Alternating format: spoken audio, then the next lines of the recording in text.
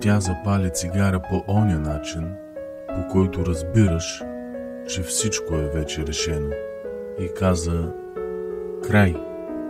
Усещам се като армия в мирновременно положение. Маневри по запуснати ниви, безплодни учения, все по-далеч от оживени места, листа, съчки, кал, задни дворове, като пушач сред отказващи пушенето, като любовник сред отказали любовта. О, ти го мислиш отдавна, казах. Звучи като стихотворение.